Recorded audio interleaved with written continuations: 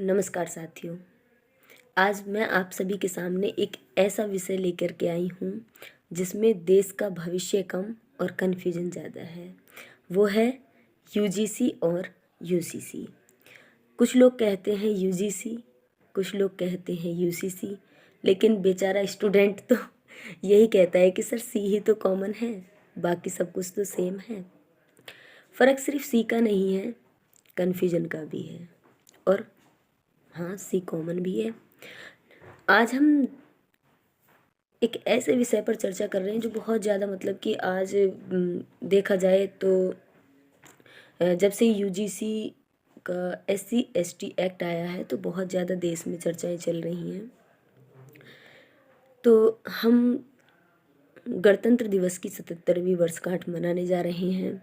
यानी 77 साल बाद देश इतना बड़ा हो गया है कि अब दो अक्षरों में भी बहस स्टार्ट हो जाती है, यूजीसी और यूसीसी। यूजीसी एक एक्ट है जो 1956 में आया था, जो शैक्षणिक संस्थानों से संबंधित है। शिक्षा के स्तर को जांचना, यूनिवर्सिटीज़ को देखना, ये उसका कार्य है। वहीं यूसीसी एक नीति है, एक कानून है जो आर्टिकल 44 के डीपीएसपी में आता है। अब सबसे पहले बात करेंगे हम यूजीसी पर। यूजीसी यानी कि यूनिवर्सिटीज़ ग्रांट कमीशन। यूजीसी का नाम आते ही देश में बच्चे पढ़ाई छोड़ करके आज डिबेट में पीएचडी करने लगे हैं। यूजीसी वो संस्था है जो कहती है कि पढ़ो ज़रूर, लेकिन सिलेबस मैं बदलूंगा और परीक्षा मैं ही लूँगा। और कहता है कि छात्र देश का भविष्य है और इसलिए सिलेबस बदलकर, पैटर्न बदलकर भविष्य के लिए तैयार कर रहे हैं। छात्र पूछता है सर सिलेबस क्या है, तो यूजीसी का जवाब होता है जो कल था वो आज नहीं है। अब आते हैं यूसीसी पर। यूसीसी यानी कि uniform civil code. Uniform civil code भारतीय यानी कि समान नागरिक संहिता। समान नागरिक संहिता जो प्रत्येक नागरिक को समान अधिकार देती है, समान नियम होते हैं, समान कानून होते हैं। यूसीसी का नाम सुनते ही टीवी स्टूडियो गरम, सोशल मीडिया शर्म और देश कहता है पहले बात तो कर लो और ट्विटर पर एक ट्रायल तो कर लो।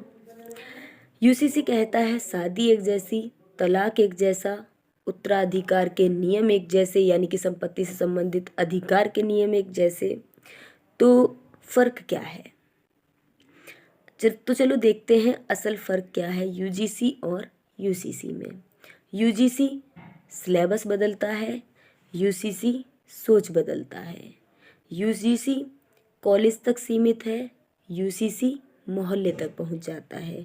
यूजीसी फेल कर सकता है, जबकि यूसीसी भावनाएं फेल या पास करता है।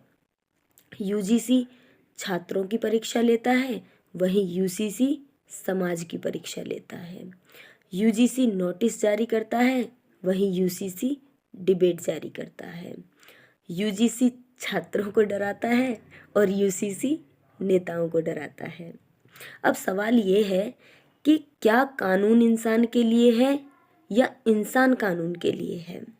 अगर यूजीसी हमें सोचने की आज़ादी देता है तो यूसीसी हमें सोच बदलने की भी आज़ादी देता है। 77 साल बाद सच्चाई तो ये है कि यूजीसी हमें डिग्रीधारी नागरिक बनाता है और यूसीसी हमें बराबरी वाला नागरिक बनाता है। अगर यूजीसी हमें ज्ञान दे और यूसीसी हमें न्याय दे तो देश एक युवा नहीं, एक विवेकशील भारत बनेगा। अंत में मैं बस इतना कहना चाहूँगी कि यूजीसी से मार्क्स मिले या ना मिले, पर यूसीसी से समझ ज़रूर मिलनी चाहिए, क्योंकि 77 साल बाद भारत अब बहस नहीं बैलेंस चाहता है। 77 साल पहले आज़ादी मिली थी और आज हालात ये हैं कि जो यूथ है, युवा हैं, वो यूजीसी से डिग्री लेने में डरने लगा है और यूसीसी पर राय देने में डरने लगा है।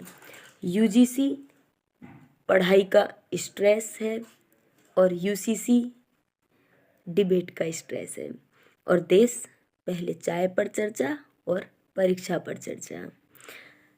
धन्यवाद। जय हिंद, जय भारत।